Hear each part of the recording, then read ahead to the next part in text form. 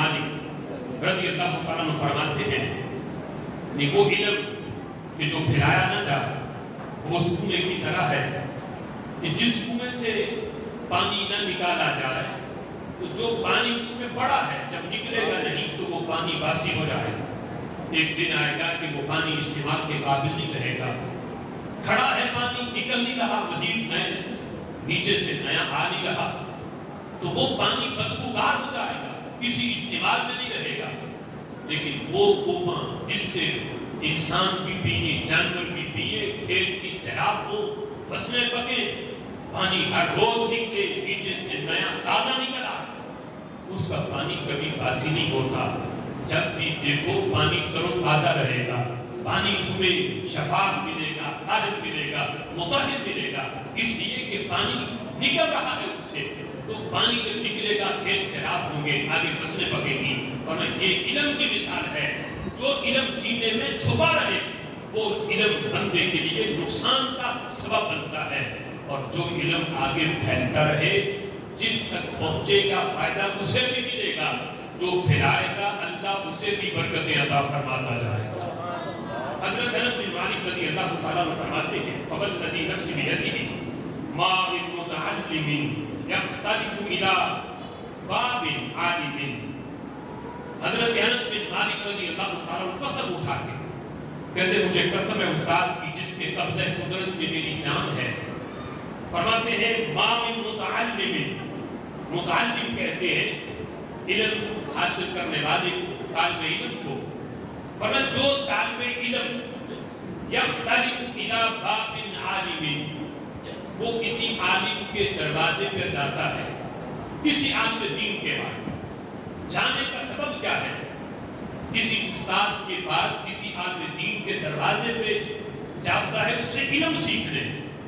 अपने घर से निकला, जितने कदम वो मदरसे तक उठाएगा, आलिम दीन तक, वो जहां बैठा है, अपने घर में है या मसनद तदरीस में किसी मदरसे में बैठा है, आलिम दीन घर से निकला कि मैं उस्ताद के पास जाऊं, वहां से मुझे इल्म मिलेगा, कुरान सीखूंगा, हदीस सीखूंगा। हजरत अनस बिन मालिक कहते हैं इल्ला कतबल्लाहु लहू बिकुल्लि कदमिन इबादत सना। सुभान अल्लाह।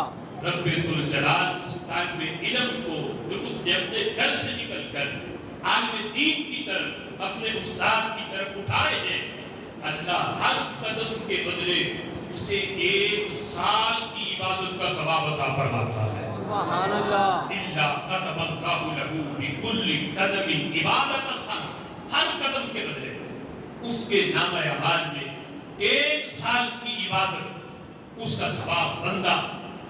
एक रात की इबादत ये बड़ी मुश्किल है कि बंदा जाग के एक रात नफली इबादत करे। फरमाया कि 1 साल की वो इबादत जिसमें रियादारी ना हो, दिखावा ना हो, खालिसतन उसने अल्लाह की रजा के लिए वो इबादत की है। तसव्वुर करो एक रात की नफली बंदगी का सवाब कितना है। तो जिसके खाते में हर कदम पे 1 साल की इबादत का सवाब लिखा जाए, उस तालिब इल्म की अज़मत का अंदाजा कौन लगा सकता है?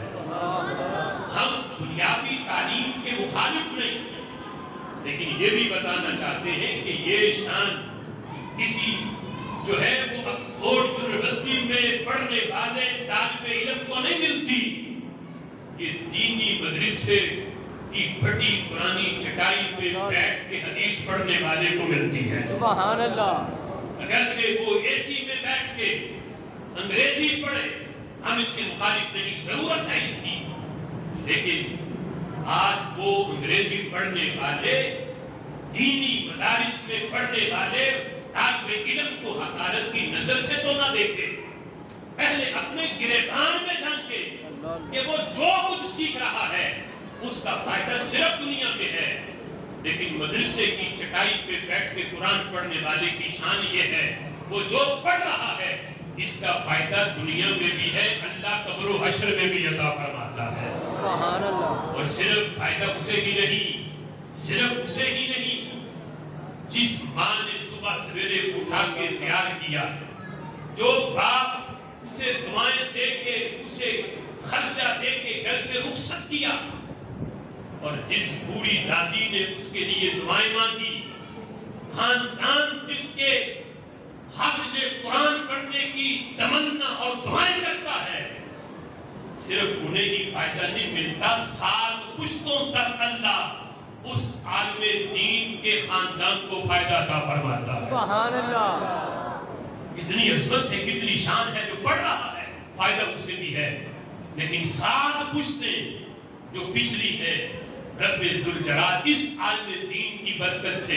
ایک حافظ قرآن کی برکت سے اللہ 7 پشتوں کو رب ذوالجلال جنت عطا فرما دیتا ہے۔